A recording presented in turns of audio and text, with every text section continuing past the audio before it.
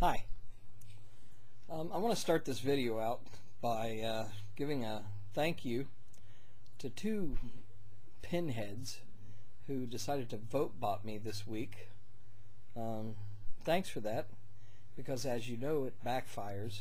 If you're intending on stuffing my video into obscurity, just the opposite happens. I've gotten dozens of subscribers over it, and I do hope you continue that behavior, because you keep this up, I'll be just as popular as Pat Condell, so thanks. Now, on to the real subject of this video, which is why Christians and Muslims and other religious loonies do the things that they do. Now, I don't pretend to have all the answers, because who really can?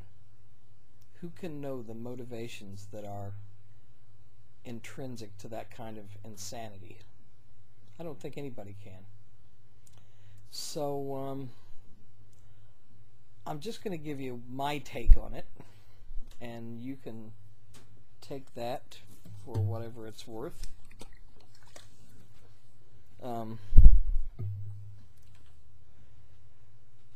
In the time that I've been on YouTube, excuse me, I've been looking at videos of Christians and Muslims, and I've seen these people say and do the most ungodly things. And when I say ungodly, I mean stupid, evil, ignorant things to their fellow man in the name of God. Now, we all know what Muslims are pretty much getting to be famous for. And if you're a peaceful Muslim, by the way, if you're a Muslim who doesn't do these things, great. I have nothing against you. I don't like your religion, but I don't have anything against you personally. It's the tons of wackos that are in your religion that give me a reason to dislike it. But this is more aimed toward Christians, I believe. I was recently watching a video by the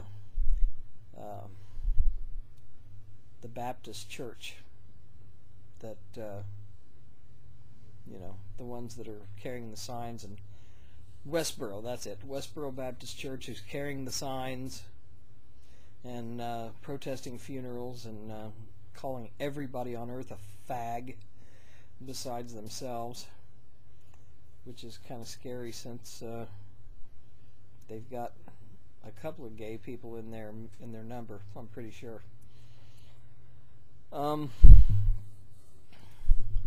When you now, I've had a couple of psychology classes, but again, I don't claim to know the deep psychological motivations. But I do know that when you become engrossed in something, some belief or some ideal, you know, you have a tendency to let it carry you away, unless you're rational. Generally, rational people don't stand on street corners with signs that say, "Thank God for dead soldiers." Now, I'm not just going after these folks at Westboro. I'm going after the ones that get on YouTube and call people human garbage. Remember that? Yeah. I'm also talking to the nutballs who stand in front of a camera and say, "You're going to hell if you're gay. You're going to hell if you don't believe as I believe." And I think that a good deal of this is motivated by ignorance, first of all. You simply don't know how profoundly stupid what you're doing is. Secondly, but just as important, I think that it takes a certain amount of evil in a person to begin with to do these things, and I think that religion is just an excuse. You know, it's like the pressure valve that allows them to let it out. In order to be that vicious, that hateful, that terrible. It's the absolute certainty that feeds that vile smugness that you have. The certainty that you're right and everybody else on earth is wrong, which is the hallmark of a really ignorant person. And actually also it applies to stupidity as well.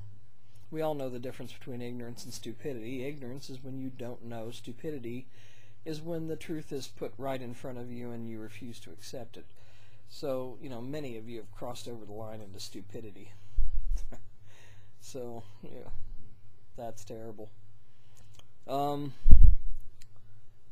when I see you do these things, when I see you do these horrible things in real life, in front of me on YouTube, when Christians smile very sweetly at me with that sort of psychotic look that they have, and they say, "God bless you, brother.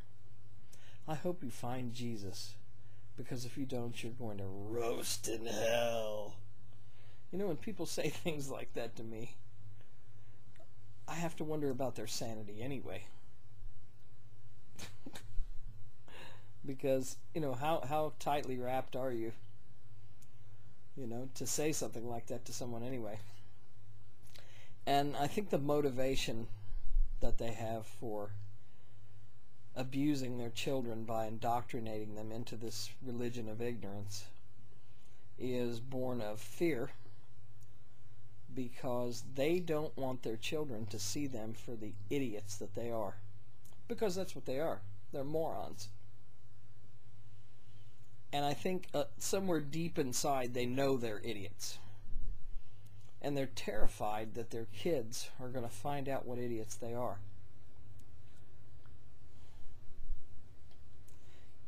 Anytime you come up to a creationist or a theist or a believer or whatever you want to call it, and you start talking about the truth, the rational truth, what you will be met with is a look of terror on their faces, because they know deep down that you're right. And every time you say something rational to them, every time you offer them a rational answer, and they seem to be pushing you away, deep inside there's a seed planted in them, a seed of rationality.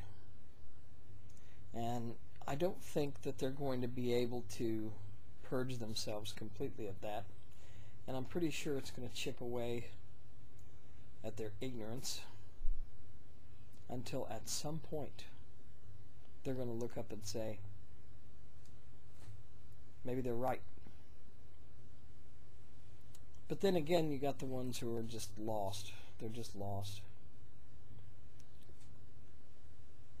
But anyway, to sum it up, I think that Christians, Muslims, other religious people do the things they do, the hateful, horrible things they do, the cowardly things that they do, because they're intrinsically evil. They are ignorant. They're stupid. Two separate things, kids. And they're a little unbalanced. So, as an atheist, and as a rational human being, I'm going to try to be as tolerant as possible toward them, because I really don't think they can help themselves. They just are what they are, which is probably going to make my life a lot less complicated. I don't want to spend my life arguing with Christians and Muslims. My life is worth more than that.